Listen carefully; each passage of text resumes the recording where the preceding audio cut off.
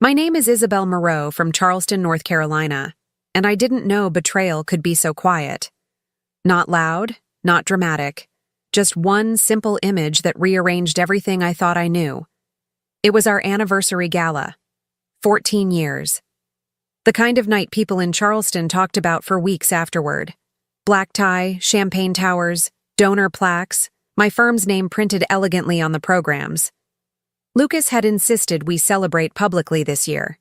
He said it mattered for our image, for business, for us. I arrived 10 minutes late. That detail still eats at me. The ballroom doors were open when I stepped inside. Warm light spilled over marble floors. Music hummed low and expensive. I was smiling, already scanning the room for my husband, rehearsing the way I'd tease him for being early for once. Then I saw him. Lucas stood near the center of the room, laughing with two donors I recognized. His tux fit perfectly. His posture was relaxed, familiar, and his hand was intertwined with someone else's. Not brushing, not accidental. Held. My best friend's fingers were laced through his like they'd done it 1,000 times before. Harper. For a moment, my brain refused to cooperate. It tried to rearrange the picture into something harmless. Maybe she'd tripped. Maybe she was emotional. Maybe. Then she laughed. Not politely. Not nervously. Intimately. The way she laughed on my couch during wine nights. The way she laughed when she told me secrets she swore she'd never repeat. Lucas leaned closer to her, his thumb brushing the inside of her wrist. I felt my body stop responding. No shaking. No tears. Just a sudden heaviness. Like gravity had doubled without warning. People were watching them, and worse, people were watching me notice. Someone near the bar glanced between us, eyes widening. A woman I'd worked with for years stiffened, her smile freezing in place. The donors Lucas had been speaking to followed his gaze when he finally looked up. When he saw me, his face drained so fast I almost felt embarrassed for him. Harper turned next. Her mouth opened, then closed. Her hand stayed in his. That's when I walked forward. Not rushed. Not shaking. My heels clicked against the floor, steady and loud in the sudden silence that seemed to ripple outward. I stopped in front of them, close enough to smell Harper's perfume, the one she always borrowed from my bathroom. Is this part of the program? I asked calmly. A few people laughed, nervously. Lucas's mouth moved, but nothing came out. I looked at Harper. You look comfortable. She finally let go of his hand. Too late. Her fingers hovered awkwardly at her side, like she wasn't sure what to do with them now that they weren't wrapped around my husband. I can explain, she said. I nodded once. Not here. Lucas reached for me then. Instinct, maybe. Or panic. I stepped back. Don't, I said quietly. That word carried more weight than I expected. He froze. You brought her, I continued, my voice steady, almost conversational. To our anniversary. People were openly staring now. Phones stayed down, but faces leaned in. This was Charleston. Discretion mattered. But silence didn't mean ignorance. Lucas swallowed. Isabel, this isn't... I turned to the donors standing beside him. Thank you for supporting the foundation, I said smoothly. I hope you enjoy the evening. Then I looked back at him. You can stay, I said. Clearly you already decided who you came with. Harper's eyes filled with tears. I didn't look at them. I turned and walked away. Not because I was strong, not because I had a plan. Because if I stayed 1 second longer, I might have asked a question I wasn't ready to hear the answer to. The cool night air hit my face as soon as I stepped outside. The sound of the gala dulled behind the doors, like it belonged to another life. I stood there, hands clenched, staring at my reflection in the glass. 14 years. Every memory rewound itself in an instant. I heard the doors open behind me. Footsteps. Isabel, please, Lucas said. Let's talk. Not like this. I turned. Like what? I asked. Publicly? Honestly? Harper hovered a few feet behind him, crying now. The image burned itself into me. The woman who held my child when I was sick. The man who slept beside me for over a decade. Together. I looked at him one last time. You should have told me before tonight. I didn't plan this, he said quickly. I nodded again. That's the problem. You didn't plan for me. Then I picked up my clutch from the valet stand, squared my shoulders, and walked to my car. Inside, my hands finally shook. But my mind was already sharp. Because somewhere between the ballroom and the driver's seat, something shifted. The shock didn't soften me. It focused me. I didn't cry on the drive home. I didn't scream. I called no one. I just made a promise to myself, gripping the steering wheel so tightly my knuckles went white. You don't get to humiliate me in public and walk away with your life intact. You don't get to rewrite this. You don't get mercy simply because I loved you once. As the city lights blurred past, one clear thought settled in my chest. Cold, steady, undeniable. This wasn't the end of my marriage. It was the beginning of his consequences. I used to believe love was proven through endurance, through staying, through adjusting, through absorbing disappointment quietly, and calling it maturity. Lucas and I met in our mid-20s, when neither of us had much but ambition. He was charming, disciplined, the kind of man who spoke about the future like it was a blueprint he'd already memorized. I believed in him before anyone else did. I backed his first real estate deal with my savings. I hosted dinners for his investors before he could afford to rent a space. I turned my interior design work into a full firm because his projects needed it, and because I liked building things alongside him. We married young, not impulsively, intentionally, or so I thought. When Sophie was born, I stepped back without resentment. Lucas was scaling fast, and someone needed to keep things steady. I told myself it was temporary. I told myself we were a team. The truth is, I learned how to make myself smaller without realizing I was doing it. I became the organizer, the fixer, the woman who remembered birthdays, smoothed conflicts, hosted holidays. Lucas became the man people admired. Successful, dependable, untouchable. Harper was there through all of it. She and I met in college. She slept on my couch after her first bad breakup. I helped her move apartments 3 times. When Sophie was born, Harper was in the waiting room before my own mother arrived. She called herself Sophie's bonus aunt. There were signs. I see them now. Lucas started guarding his phone like it contained state secrets. Harper texted him, work stuff, even though they didn't work together. Dinners where she showed up uninvited. Small shifts in energy I brushed off because I trusted both of them too much to question it. I told myself I was imagining things. That's the part that still makes my chest tighten. Not the betrayal, but how hard I worked to protect them from my own intuition. The stakes weren't just emotional. Our lives were intertwined in ways that made separation complicated and dangerous if handled wrong. The house was in both our names. Several accounts were joint. Sophie's education trust had clauses I insisted on years ago. Clauses Lucas had laughed about at the time. You're always planning for disaster, he'd said. I was planning for reality. The night after the gala, Sophie was already asleep when I got home. I stood in her doorway longer than necessary, watching her breathe, trying to understand how 2 people she loved could lie so cleanly. The next morning, I didn't confront Lucas. I didn't call Harper. I made breakfast. Sophie sat across from me. Quiet. Too quiet. Finally, she said, Mom? Yes, baby. Are you mad at Dad? I paused. Why would you ask that? She hesitated, then spoke carefully, like she was choosing each word. Because I saw him holding Aunt Harper's hand at the mall last month. I thought it was weird. The room went still. When? I asked. After my piano lesson. They didn't see me. There it was. Not suspicion, not doubt. Confirmation. I reached across the table and squeezed her hand, keeping my voice steady. Thank you for telling me. That was the moment denial became impossible.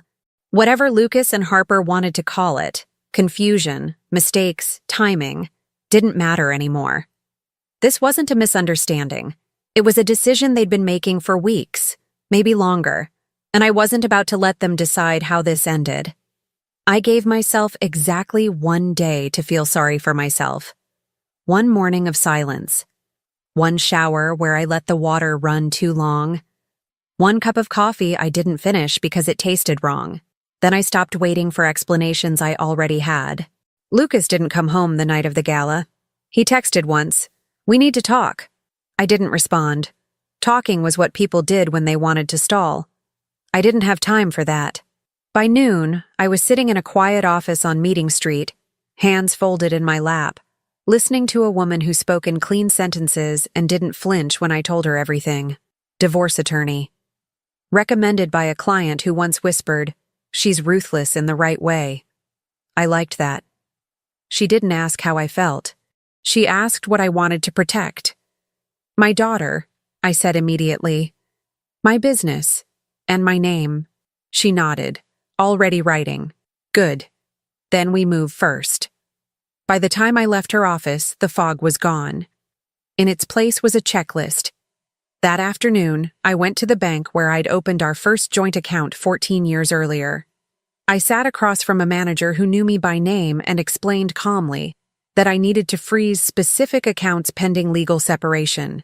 The ones tied to my earnings, the ones Lucas used freely without ever asking. There was no drama, just signatures. I didn't touch Sophie's trust. I didn't have to. I'd insisted years ago that withdrawals required both parents' authorization. For emergencies, Lucas had said. This was an emergency. I changed passwords that night.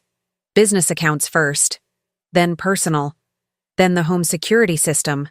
The locks could wait until morning. I didn't pack his things. I packed mine. Not everything, just what mattered. Documents. Jewelry that belonged to my grandmother. Hard drives. The folder labeled House that Lucas never once opened. The next day, I listed the house. Not publicly yet, quietly, pre-market. I knew 3 agents who would handle it without questions. The house wasn't just a home. It was leverage. And I refused to let it become a battlefield. Lucas called that evening. I let it ring. He called again. Then texted, "Please, I don't understand what you're doing." I almost laughed. He understood perfectly. He just hadn't expected speed. On the 3rd call, I answered. "What is going on?" he demanded, panic breaking through his usual control. My card was declined. "Yes," I said. "That's intentional. You can't just do that." "I can," I replied. And I did. There was a pause. Breathing. I pictured him somewhere unfamiliar, maybe still with Harper, trying to calculate how much of his life depended on access he'd never earned. "We need to meet," he said. "You're overreacting." I smiled. He couldn't see it, but it grounded me. "No," I said. "You underestimated me. That's different." "I made a mistake," he said quickly. "We both know that." I closed my eyes for half a second, then reopened them. "Mistakes are accidents," I said. "You made arrangements." Another pause. Longer this time. "What do you want?" he asked. "I want you to communicate through my attorney," I said. "And I want you to stop contacting me directly." "You're serious," he said, disbelief creeping in. I looked around the house, half-packed, quiet, mine, dead serious. I hung up before he could say anything else. That night, I sat on Sophie's bed while she slept, listening to the familiar rhythm of her breathing. I brushed her hair back gently, the way I always did. "I've got you," I whispered. No matter what. Lucas thought this was about emotions, about hurt pride, about forgiveness. He was wrong.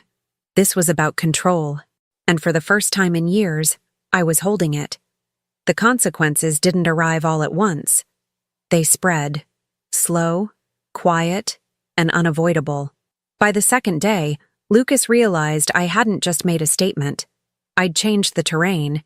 His assistant called my office asking why vendor payments were on hold. I forwarded the message to my attorney.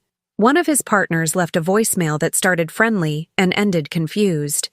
By the end of the week, the tone shifted to concern. Money has a way of revealing who actually understands it. Lucas didn't. He'd always assumed access meant ownership. He learned quickly how wrong that assumption was. Harper felt it next. She didn't call me. She sent a message that tried to sound neutral, professional even. I don't know what's been said, but I think we should talk woman to woman. I deleted it. 2 days later, she posted a photo online. A vague, filtered image of a sunset with a caption about unexpected changes. It lasted 12 hours before disappearing. Mutual friends stopped engaging. Invitations she normally received went unanswered. Charleston is polite, but it has a long memory. People don't confront. They simply withdraw. Lucas, on the other hand, confronted everything. He showed up at the house on Thursday morning, just as the locksmith finished installing new hardware. I watched from the doorway as he tested the key. Once, twice, panic rising with each failed turn. "What is this?" he demanded when he saw me. "Boundaries," I said. "You should get used to them." He ran a hand through his hair. "You can't lock me out of my own house." "I can," I replied calmly. "And the court agrees, given the circumstances." He stared at me like he was seeing a stranger. "This isn't you." I met his eyes. "This is me without you managing the narrative." Behind him, a neighbor pretended not to watch. Another definitely was. Humiliation doesn't need an audience to hurt, but it multiplies when one is present. That afternoon, Lucas's brother called. Then his mother. I didn't answer either. I wasn't interested in mediators who would frame betrayal as confusion or ask me to be reasonable for the sake of appearances. Reasonable had kept me quiet for years. By Friday, the real damage began. Lucas's largest development project stalled. Funding hadn't disappeared, but confidence had. A single partner pulled out pending clarification. Another requested a review. His name, once spoken with certainty, started being followed by questions. And once questions start, they don't stop. Harper's job didn't fire her. They didn't need to. Her contract simply wasn't renewed. No explanation. Just a polite email thanking her for her contributions. She showed up at my office that afternoon. I didn't let her in. The receptionist told her I wasn't available, that I'd requested no interruptions. Harper stood there longer than necessary, eyes red, posture stiff, as if willing me to appear. I didn't. That night, Lucas called again. This time his voice cracked. "I can't reach my partners," he said. "My accounts are flagged. People are treating me like I did something criminal." I leaned back against the kitchen counter, phone to my ear, heart steady. "You betrayed your wife and your family," I said. "That tends to change how people see you."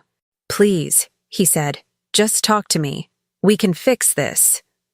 I closed my eyes, not because I was tempted, but because I was tired of repeating myself. "There is no we," I said. "There's you, dealing with consequences. And there's me, protecting what's mine." Silence stretched between us.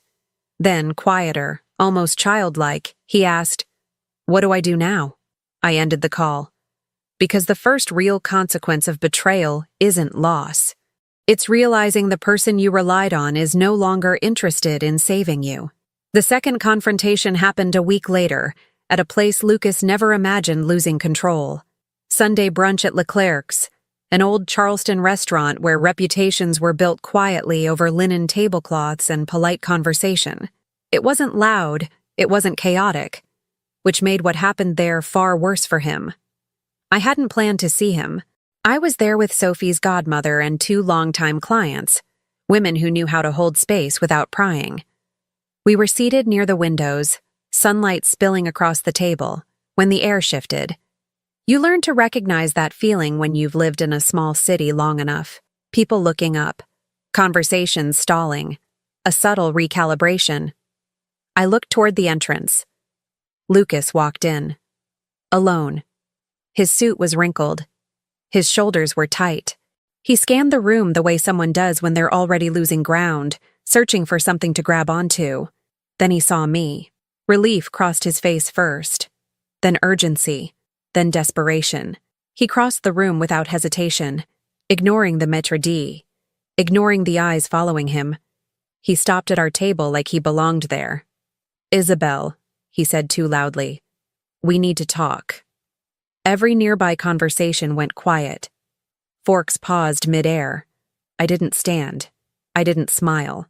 "This isn't the time," I said evenly. "Yes, it is," he insisted. "You're doing this on purpose. You're turning everyone against me." One of my clients shifted uncomfortably. I placed a hand lightly on her arm, a silent reassurance. "Lucas," I said, lowering my voice, "you walked into this restaurant knowing exactly what would happen. Don't pretend this is accidental." He swallowed. "Harper's gone," he said, like it was an offering. "She doesn't want anything to do with this anymore." I raised an eyebrow. "With this, or with you?" That landed. His mouth opened, then closed. People were openly watching now, not gaping, observing, the way people do when something irreversible is unfolding. "I made mistakes," he said, voice cracking. "But you're destroying my life." I leaned forward slightly, just enough that only he could hear me. "No," I said quietly. "I'm stepping out of the way. Your life is collapsing because it was built on things you didn't protect." He shook his head. "You don't have to do this in public." I glanced around the room, at the familiar faces, the couples who'd attended our anniversary gala, the partners who once toasted to our marriage. "You didn't mind public," I said. "You just preferred when it benefited you." A woman at the next table stood up, murmuring an excuse to her companion. The ripple spread. Lucas looked around, finally registering what he'd walked into. "Please," he said. "Let's talk somewhere else." I sat back in my chair. "No," I said. "You came here because you thought I'd soften, that I'd protect you, that I'd care more about appearances than truth." I paused, then added calmly, "That version of me retired." His face flushed. "You're enjoying this." I shook my head. "I'm finished with it." There was a long, uncomfortable silence. Then I said the words I'd been holding since the gala. "You didn't lose me when you cheated," I said, voice steady enough for nearby tables to hear. "You lost me when you assumed I'd help you recover." Someone exhaled sharply. Another person nodded without realizing it. Lucas stood there, exposed, stripped of the narrative he'd relied on his entire adult life. "I don't recognize you," he said softly. I gathered my bag and stood, finally meeting his eyes. "You never tried to." I turned to my table. "I'm sorry," I said gently. "I think we're done here." As I walked past him, I felt it. Not triumph, not anger, finality. Behind me, Lucas stayed standing, alone in a room that no longer pretended to respect him. And for the first time, he understood something essential. Public humiliation isn't loud. It's watching the world quietly agree that you deserve it. Lucas didn't disappear after Leclerc's. Men like him rarely do. He went quiet for 3 days, long enough to convince himself that silence could reset the board. Then the spin started. It began subtly. A mutual friend forwarded me a message Lucas had sent checking in, heavy with concern and light on facts. Another friend mentioned he'd been heartbroken and confused, that he didn't understand how things had escalated so fast. Someone else used the word miscommunication. I recognized the strategy immediately. He wasn't denying the affair. He was reframing it. By the end of the week, the narrative was clear. A stressed marriage, a wife who'd shut down, a friendship that crossed boundaries during a vulnerable time. No villains, no intent, just unfortunate timing. Lucas had always been good at sounding reasonable. What he hadn't counted on was documentation. I didn't rush to respond. That's the mistake people make. Reacting emotionally gives the other side control. Instead, I watched. I listened. I noted who repeated what, who hesitated, who asked questions without taking sides. Then I made one call. Not to a journalist, not to social media, to my attorney. We released nothing publicly, We didn't have to. All it took was one carefully timed clarification, shared privately with the people whose opinions actually mattered. The board members, the partners, the donors. Not accusations, timelines, dates that overlapped, messages that contradicted his version of events. Proof that the confusion had been ongoing for months, not days. That the gala hadn't been a misunderstanding. It had been a calculated risk. We didn't editorialize. We let facts do what emotion couldn't. The shift was immediate. A partner who'd been on the fence withdrew completely. Another demanded an audit. A third stopped returning Lucas's calls altogether. His attempts to sound wounded started sounding manipulative. Meanwhile, Harper tried to resurface. She posted a long message online, nothing explicit, just a reflection on personal growth and owning mistakes. It stayed up for less than a day before comments turned quiet, then cold. People didn't argue with her. They simply stopped validating her. Someone leaked screenshots soon after, not to the public, to the right private group chats, conversations between Harper and Lucas that predated every version of his story. No commentary, no captions, just timestamps. By Monday, Lucas's phone stopped ringing. By Tuesday, it rang constantly, but not with support. He showed up at my attorney's office unannounced, demanding to know what I'd released. She told him the truth. Nothing he hadn't already done himself. You can't control perception once trust is broken, she said later, relaying the conversation. You can only slow the damage. He couldn't slow it. A local blog ran a vague piece about a prominent developer facing internal review. No names. Everyone knew who it meant. The comments were restrained, but telling. Phrases like accountability and patterns appeared more than once. Lucas tried one last tactic. He called Sophie. I found out when she handed me the phone, confused. Dad says he misses me, she said quietly. He says he doesn't know why everyone is mad at him. Something in me went very still. I took the phone and ended the call without speaking. That night, my attorney sent a formal notice. All communication regarding Sophie would go through legal channels. No exceptions. Lucas's response was immediate, furious, panicked. He left me a voicemail I didn't answer. You're turning my own child against me, he said. This is cruel. I listened once, then deleted it. Cruelty is expecting someone you betrayed to clean up your reputation. The final blow wasn't dramatic. It was administrative. A donor withdrew funding from one of Lucas's signature projects, citing misalignment of values. Another foundation quietly declined to renew a partnership. A professional association postponed his keynote invitation indefinitely. Nothing public enough to fight. Everything final enough to feel. By the end of the month, Lucas's name had become a liability. Harper moved out of town. No announcement, no goodbye, just gone. And Lucas? He was still talking, still explaining, still trying to recover a version of himself that no longer existed. I didn't celebrate, I didn't post, I didn't correct every lie. Because the most devastating part of a PR war isn't the exposure. It's when the truth spreads faster than the spin. And no one is interested in hearing your side anymore. That's when a man who thought he controlled the story realizes something too late. Silence isn't always protection. Sometimes it's a verdict. The legal dismantling didn't feel dramatic. It felt methodical, which, in the end, was far worse for Lucas. Divorce proceedings began quietly, the way everything else had. No courthouse spectacle, no emotional filings, just clean paperwork, prepared in advance, filed with precision. I didn't demand anything unreasonable. I demanded what I was owed, and what I had protected years before without realizing I'd need it. Lucas showed up to the first mediation disoriented. He wore the same suit he'd worn to Leclerc's, slightly looser now. His confidence hadn't vanished completely, but it cracked every time my attorney spoke. She laid out the numbers calmly. Assets tied to my business were mine. Accounts funded through my earnings were frozen pending division. The house, listed pre-market weeks earlier, was already under contract. A strong offer, clean terms, no room for emotional objections. Lucas protested, of course. He said I was rushing. He said this wasn't fair.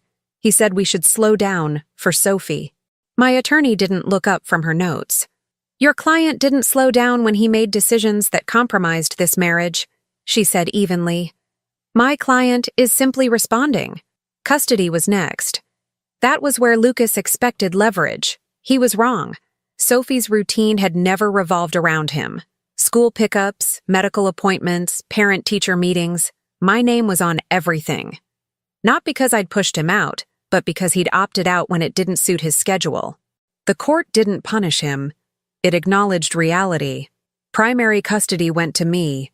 His visitation was structured, supervised at first, not because he was dangerous, but because consistency mattered. Sophie needed stability, not explanations. Lucas stared at the paperwork like it was written in another language. This is temporary, he said to no one in particular. My attorney nodded politely. Everything is temporary until it becomes permanent. The financial fallout accelerated after that. Lucas's remaining projects stalled. Credit tightened. Lines he'd relied on for years suddenly required collateral he no longer had. The audit one partner had requested revealed irregularities. Nothing illegal, just careless enough to scare investors away. His father called me a week later. We'd always been cordial, never close. He didn't waste time. I raised him better than this, he said quietly. I won't protect behavior I can't respect. By the end of that call, Lucas lost the last safety net he assumed would catch him. Family support withdrawn. Business backing gone. Pride dented beyond repair. His brother stopped returning messages. His mother sent one text asking me to be kind. I didn't respond. Harper tried to resurface again, once. She sent a long email apologizing, explaining, reframing. I didn't read it past the first paragraph. I forwarded it to my attorney and blocked her permanently. She wasn't my problem anymore.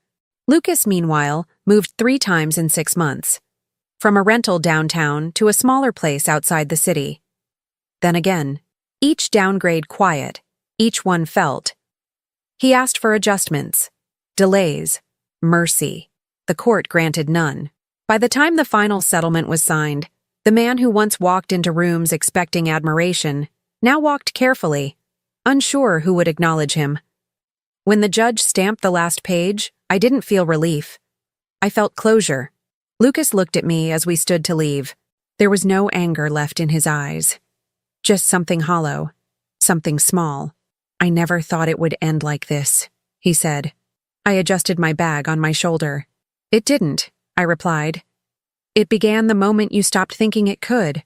I walked out of the courthouse into clean air, sunlight warming my face. Behind me, Lucas stayed seated, staring at the table where everything he'd assumed was permanent had just been dismantled, piece by piece. Not out of revenge, out of consequence. The last time I saw Lucas wasn't dramatic. No audience, no raised voices, no shock left to deliver. Just 2 people sitting across from each other in a nearly empty office, late afternoon light cutting through the blinds like clean lines drawn between us. He'd asked for the meeting through his attorney, said he needed closure. That word again. As if closure was something you could request once you'd exhausted every other option. I agreed for one reason only. I wanted to end this standing up. Lucas arrived early. I arrived exactly on time. He stood when I walked in, then hesitated, unsure whether to offer a greeting. That pause said more than any apology ever could. He looked different. Thinner, not just physically, internally. Like someone who'd lost the scaffolding that held him upright. The confidence he once wore so easily now appeared forced, like a jacket borrowed from another man. "Thank you for coming," he said. I nodded and sat down. "You asked." He waited, clearly expecting something. When I didn't fill the silence, he cleared his throat. "I know you don't owe me this," he began. "But I needed to see you, to say things properly." I folded my hands in my lap. calm, grounded. "You can speak," I said. "I'm listening." That surprised him. "I didn't mean for any of this to happen," he said quickly. "I never wanted to hurt you, or Sophie, or destroy everything." I let the words land without interrupting. "I was overwhelmed," he continued. "I felt invisible. Like no matter what I did, it wasn't enough anymore." Harper listened. She made me feel understood. There it was. The same explanation, stripped of defensiveness, dressed up as vulnerability. I nodded slowly. "Is that what you tell yourself now?" He frowned. "What do you mean?" "I mean," I said evenly, "does that story help you sleep? Because it doesn't change what you did." His shoulders slumped. "I know I messed up. I know I lost everything. But I didn't think you'd take it this far." I studied him for a moment. Really looked. This was the man I'd built a life with. The man I'd trusted with my future, my finances, my child. And now, sitting here, he still believed consequences were something negotiable. "This far," I repeated. "You mean protecting myself? You didn't have to destroy me," he said, voice tight. "You could have stopped. You could have forgiven me." I leaned forward slightly. "Forgiveness," I said, "isn't something you demand after betrayal. It's something you earn. And even then, it doesn't come with access." He looked down at the table. "I lost my job. My family barely speaks to me. I don't even recognize my life anymore." I waited. "I miss you," he said quietly. That was the closest he came to honesty. I inhaled slowly. When I spoke, my voice didn't shake. "You don't miss me," I said. "You miss the version of yourself that existed when I was still protecting you." He looked up sharply. "I spent years smoothing your edges," I continued. "Explaining you, covering for you, making you look stable, dependable, respectable. You didn't lose that because of me. You lost it because you assumed I'd keep doing it no matter how little you respected me." Tears gathered in his eyes. Real this time. "I made a mistake," he whispered. I shook my head once. "No. You made a choice. Repeatedly. You just didn't expect me to stop absorbing the cost." Silence stretched between us. Thick, final. "What happens now?" he asked. I stood. "Now," I said, "I leave." He stood too, panic flickering. "That's it? After everything?" I picked up my bag and met his eyes for the last time. "You don't get a redemption scene," I said calmly. "This isn't a story where the man learns and is rewarded with forgiveness. This is a story where the woman stops sacrificing herself to preserve a lie." He took a step toward me. I stepped back. "Please," he said. "Just tell me there's a chance. Someday." I didn't raise my voice. I didn't harden my tone. I just told the truth. "There was a time," I said, "when I would have burned my entire future to save you. You should have protected that woman." He closed his eyes. "I hope you figure out who you are," I added. "But you don't get to do it at my expense." I turned toward the door. "Isabel," he said behind me, "do you hate me?" I paused. "Just once." "No," I said. "I outgrew you." And with that, I walked out, not fast, not slow, leaving behind a man who finally understood the worst part of losing someone isn't their anger. It's their certainty that you no longer matter. 2 years passed without announcement. No dramatic milestones. No grand declarations of healing. Just quiet accumulation. Mornings where I woke up without bracing myself. Afternoons where my thoughts belonged to the present instead of the past. Evenings where the house felt peaceful instead of tense, like it was finally exhaling. I moved Sophie and myself into a smaller place near the water. Not because I had to, but because I wanted fewer rooms filled with old echoes. The windows let in a lot of light. The floors creaked in a way that felt honest. Sophie painted her room a soft blue and asked if we could get a dog. We did. My business grew in ways I hadn't planned but had earned. Without managing Lucas's image, I had more space for my own. Clients followed me, not out of loyalty to my marriage, but trust in my work.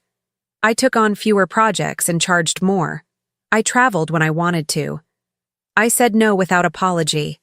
Sophie changed too, not in a broken way, in a steadier one. She asked fewer questions about her father as time passed, not because she didn't care, but because her life wasn't defined by his absence. She grew confident, protective of her boundaries. When a boy at school embarrassed her publicly, she didn't cry. She came home, shrugged, and said, "That says more about him than me." I smiled for a long time after she went to bed. Lucas faded quietly. I heard things in fragments. He moved again, took a consulting job outside the city, lost it, found another, smaller, temporary. People stopped using his name as a reference point. Once I saw him at the grocery store. He didn't notice me at first. When he did, his reaction was delayed, like recognition arrived late. He looked older than his age, not ruined, just diminished. We didn't speak. He nodded. I returned it. That was all. Harper never reappeared. Not in my life, not in the city. Her name stopped surfacing in conversation the way old news does. Briefly, then not at all. And me? I stopped narrating my survival to myself. That's how I knew I'd crossed the final threshold. There was a day, standing barefoot in the kitchen, coffee cooling beside me, when it occurred to me that I hadn't thought about betrayal in weeks. Not as a wound, not as a lesson, just as something that happened and ended. I didn't forgive Lucas to free him. I released him to free myself. There's a difference people don't talk about. Forgiveness is optional. Freedom is not. Betrayal didn't make me stronger. Choosing myself did. I learned that dignity isn't loud. It doesn't announce victories. It doesn't demand acknowledgement. It simply refuses to stay where it isn't valued. Looking back, the most painful part wasn't losing my marriage. It was realizing how much of myself I'd given away to keep someone else comfortable. I don't do that anymore. I teach my daughter that love isn't proven through endurance. It's proven through respect, through safety, through consistency. And when she asks what happened between her father and me, because sometimes she still does, I tell her the truth, carefully. We wanted different lives, I say. And I chose one where I didn't disappear. She always nods like she understands more than I expect. Because children learn the most from what we model, not what we explain. If there's one thing betrayal gave me, it was clarity. The clarity to walk away without bitterness. The clarity to rebuild without resentment. The clarity to know that losing someone who never truly chose you isn't a loss. It's a release. And I've never felt lighter. Thank you for tuning into the Velvet Revenge channel. Please subscribe and hit that like and hype button for more stories like this. See you soon.